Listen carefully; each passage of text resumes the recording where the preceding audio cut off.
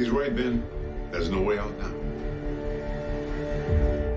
Welcome, friends, new and old. We're back discussing Quantum Leap Season 2, Episode 5, this one entitled One Night in Koreatown. Now, before I go any further, spoilers do lie ahead. Take this as your last chance to get out if those aren't for you. So before I get too far into this is going to be a bit quicker and a bit more slapdash than normal. I'm trying to get this out before I leave for the weekend, so I'm not going to really have as many in-depth thoughts as I normally do, so let's get into this. I liked this episode in concept, but I thought that overall there were a few, not necessarily performance issues, I guess I could say execution issues. Ben finds himself a couple of hours before the LA riots break out, and the big conceit of this episode, at least as far as the modern day story goes, is that Magic is taking the role of the hologram because obviously things with Addison would not work out well, and I actually like that. I like the fact they're bringing in Magic. I like the fact that they're utilizing a seriously underutilized character, and I like his acting. I like the way he's portraying the character.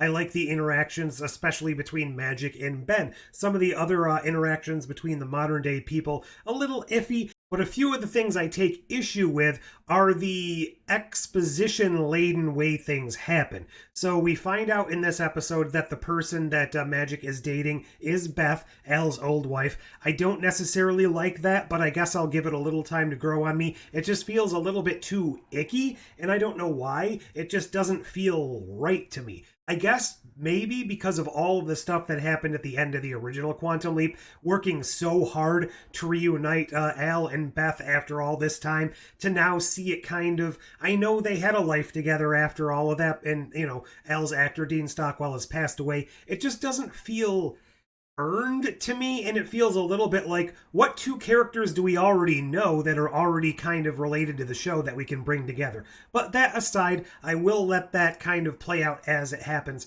But his alcoholism, which is brought up in this show, something that he kind of got into after losing Ben. They're just kind of throwing things at us to explain the 3-year time gap, and I don't necessarily feel like any of that is genuine or earned. I don't really dislike the way that Magic plays his alcoholism. I think that the way he's asking for help, he's seeing the signs, he doesn't want to relapse, all of that is fine, but it feels like the writers are just kind of throwing these new ideas and these new status quo shifts at the wall because of that time jump that they really don't want to actually take the time to organically establish. And I feel like that also kind of plays into the way that they're doing the writing, especially in the leaps, where it's not organic storytelling and it's not organic conversations. It's characters telling another character what they should already know. I had a bit of an issue last time, and I have a little bit of an issue here as well. I know it's shorthand. I know other shows do it as well.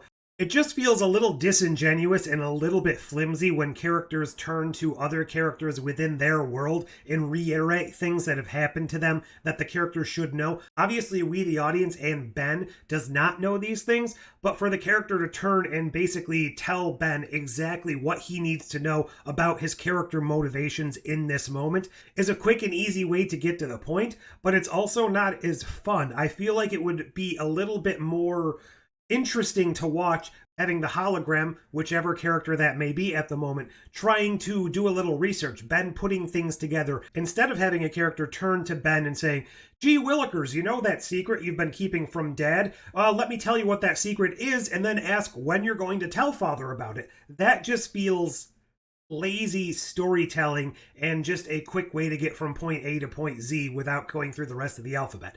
That was a very tortured way of explaining that. Those were the things I took most issue with, but the story overall I really did enjoy. The family dynamics, the message it was trying to send about relations with other people and, you know, how to do better. Those are the types of stories that aren't necessarily bad. The original Quantum Leap did them. Star Trek does them. When they're trying to send a good message and tell it in an interesting way, those are kind of the good stories. And I like the little twists and turns. Things didn't necessarily go the way we thought they were going to go. Characters didn't turn out the way that we thought they were going to, and there were a couple of reversals, especially when the brother at the end got shot by the father. They're coming back!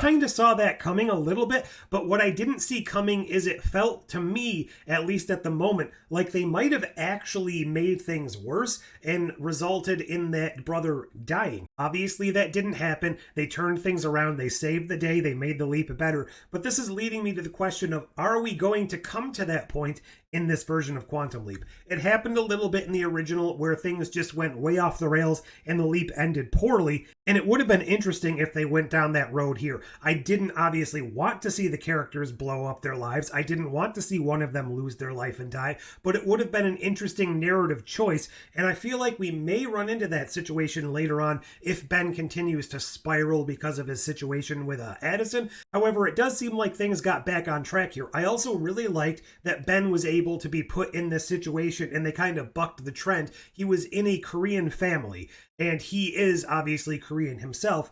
And you figure, oh, well, this is actually a good fit because obviously he speaks Korean, the family speaks Korean. But when that comes up later on, we realize, and it's pointed out, that the son that Daniel, the person Ben leapt into, actually didn't speak Korean. So the father kind of takes this as a, whoa, you actually went out and learned Korean moment. So I really liked that. It was a nice character moment. It was a nice utilization, a little bit of thinking outside the box, and a little outside of just being the mundane, normal leap. Now, while I was 100% on board with Magic being the hologram, and for the most part it was a nice interaction between Ben and Magic, it was a little bit iffy for all of these traumatic experiences to come up during the leap for Magic, and I do like that. It was a nice way to characterize him and give a little bit of backstory on somebody that's been blatantly underutilized for the first season and a half, but it just came at a point where it was a little bit much right off the bat.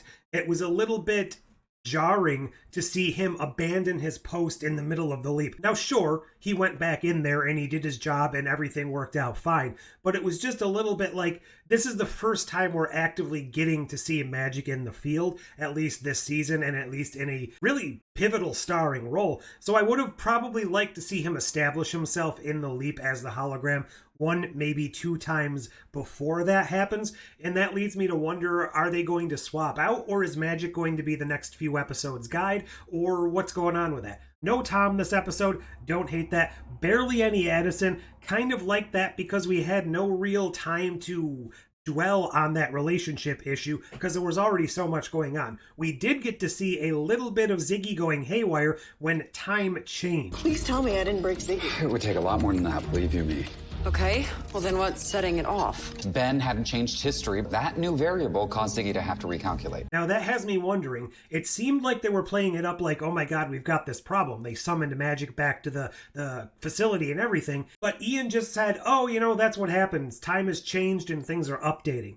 I think Ian may have been hiding something there that doesn't seem like normal procedure and normal behavior, just the way that everything kind of fluxed out like that. So I think maybe there's another leaper or something else going on, or maybe that evil corporation, who knows if they're even evil at this point, the corporation who's stealing their data and information, maybe they had something to do with it. Maybe they were sending someone in, or there was another leaper on their end. I don't know. I'm speculating wildly right here. I have no answers. I just have thoughts. But overall, I like the story, a little bit clunky in the execution, and maybe some of that had to do with the strike. They weren't able to go back in and smooth out some of the rough edges like they perhaps originally intended. Overall, this is probably the first episode of the season where I don't necessarily feel at all like the characters introduced and established here should or will pop up later on in the show. This definitely did feel more like a one-off appearance. As for the next leap, I'm kind of intrigued and interested to see what happens. Looks to be some sort of mystery, so is this mayhaps that spy story we heard tell about? Is this maybe the Egypt set story? But what did you guys think of this episode? How are you liking this season? Leave all those thoughts down below. Like, share, subscribe, do all those YouTube things. But until next time... Hold on, Lawrence. Ben, find her.